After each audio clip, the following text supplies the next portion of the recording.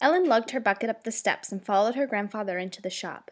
As he crossed the room and flopped down on his couch, he looked like a rooster with a broken leg whose top feathers had fallen over his beak. "This will make you more comfortable," Mother said, tucking a pillow under his head and spreading a wool blanket over him. "Best keep him off that foot for a while," said one of the carpenters. "I'll make a crutch for him and bring it around in a day or two." At that suggestion, Grandfather groaned. "No crutch. I won't use a crutch. I'll get well before you can make it." He pushed his wig off his head and ran his fingers through his short reddish hair. "Today of all days," he said. Mother thanked the carpenters for bringing him home and shut the door firmly after them. Then she walked to the door that blocked off the stairway to the bedrooms above and made sure it was shut, too. "Now don't excite yourself, Father," she whispered.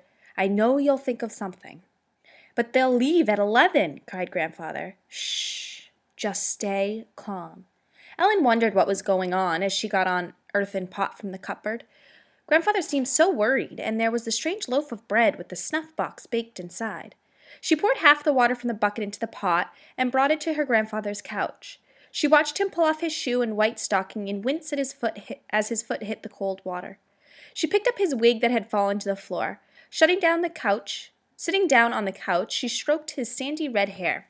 It was hard to see Grandfather lying there, all disheveled, with his leg hanging over the side of the couch and his foot in a pot of water. He looked like Ezra.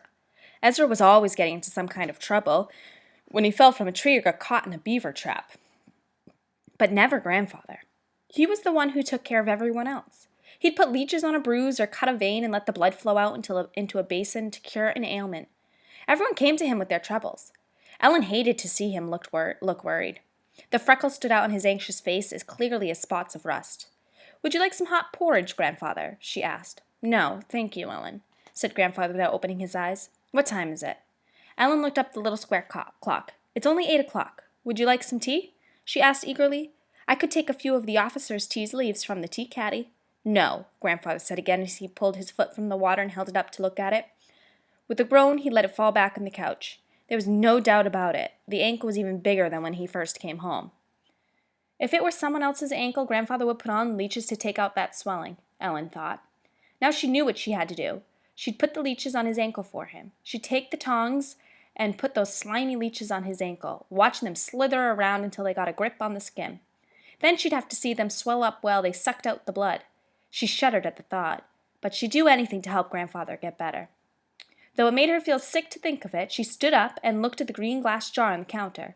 Once again it seemed to her that the painted faces of the wig gentlemen were smirking at her beneath their big white wigs. "Pox on you," she said to them, although they really hadn't laughed at her. "I can make myself do it." Gingerly she picked up the jar with both hands and turned to Grandfather, who lay with his eyes closed. "Look, Grandfather," she whispered. "I can help you. Take your foot out of the water and I'll put leeches on it." Grandfather opened his eyes and smiled at her weakly. "Thank you, Ellie," he murmured, "but it isn't time for the leeches yet. Later, when it's black and blue." He petted her waist. "That was kind of you." She put the jar back on the counter and hastily wiped her hands on her skirt.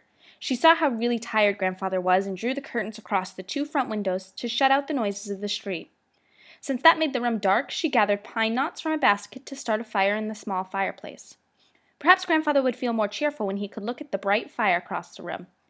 As she sat down in the chair by the fire to eat the porridge her mother brought in, Ellen could see that Grandfather had dozed off with his arms across his face. He lay so still and quiet that the ticking of the clock sounded very loud in the room. In the street she could hear the creaking of an old ox cart and then the quick jingling bells of a sleigh. But inside there was only silence. Suddenly Grandfather cleared his throat and called out crossly, "Where's that boy Ezra? Didn't he come back to New York with you?" When her spoon halfway to her mouth, Ellen turned and stared at him. Had he forgotten about Ezra? He must be out of his head. "Ezra didn't come back with us," Ellen reminded him. "He marched away with General George Washington's army last fall. Don't you remember?" Grandfather clapped his hands to his head. "My brain's addled. Must be from the fall on the ice." When at last Mother pulled the brown leaves from the oven, the whole house was filled with the smell of fresh baked bread. She brought the round loaf to show Grandfather what a fine, strong crust it had. To Ellen's surprise, Grandfather groaned again when he saw it. "Put it there on the shelf," he said. "But what's to be done now?" Ellen heard him whisper. "This message must get there tomorrow." "Couldn't your friend, the cobbler, take it for you?" Mother asked in a low voice. "He went last week, and they are suspicious of him." Ellen could see her mother's nervous hands playing with the scissors and the razors on the little table between the two chairs. Maybe I could take it in for you, Father, she said softly. I could dress up as a man. You'd fool no one but an idiot, Abby. You'd never get home again. Grandfather's fingers played up and down the row of brass buttons on his vest. A barber is welcome anywhere. That's how I went through their lines before, with my shaving kit and my jar of leeches. So Grandfather must be some kind of spy, Ellen thought with alarm. There must be a message in that loaf of bread, and he must have planned to take it through the enemy lines today. He had something about leaving at 11. As she sat there, Ellen had the feeling that her grandfather was staring at her. She could almost feel his eyes go through her. Ellen could take it for me, he said with decision. Ellen could not believe she had heard her grandfather correctly.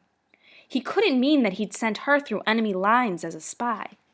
Mother sank down on one of the barber chairs by the counter and stared at him in startled surprise. A little girl? To do a man's work?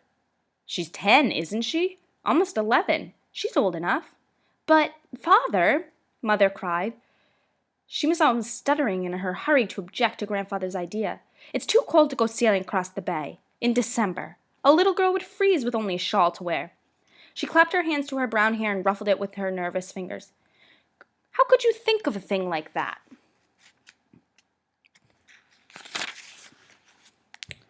Now don't get so upset, Abby, Grandfather whispered.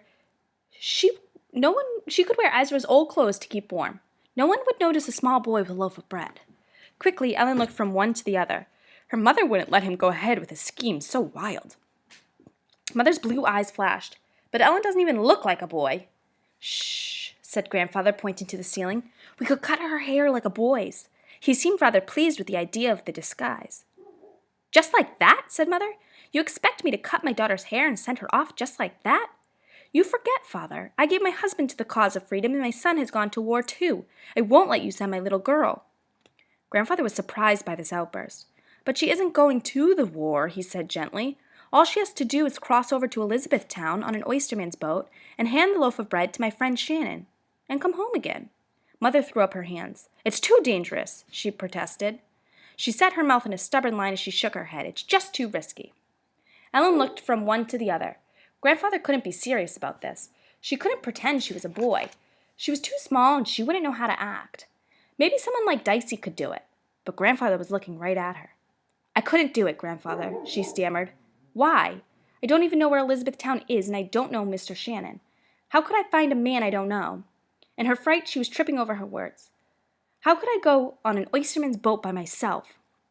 Leaning on his elbow, Grandfather beckoned her to his couch. Look, Ellen Toliver, he said quietly, I wouldn't send you off to do something that was dangerous. I love you too much for that. Now, it might take courage for you to sail across the bay, but it isn't dangerous. But I'd be too scared to do a thing like that by myself, Ellen protested. You know how scared I get. I just can't do the hard things you tell me to do.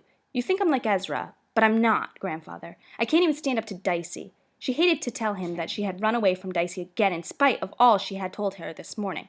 She kept her head down so he couldn't see her eyes. I don't have courage like other people. Ezra says I haven't any at all. I don't agree with you, said Grandfather. You had courage when you and your mother walked 10 miles to New York, he reminded her. And you had courage when you two stayed all alone in your house with war all around you. Ellen nodded. And today, when you brought the leeches to put on my ankle, that took courage, didn't it? Well, yes, thought Ellen. That did take courage. But it wasn't the same as going across the bay all alone to a place she'd never been. We get over fear, said Grandfather, by doing things we think we cannot do. These are trying times, Ellen. Many people are doing things they thought they never could do. It was hard to think of an answer. Ellen stood twisting her fingers and wondering what to say. She thought if it made her go, she'd never come back again.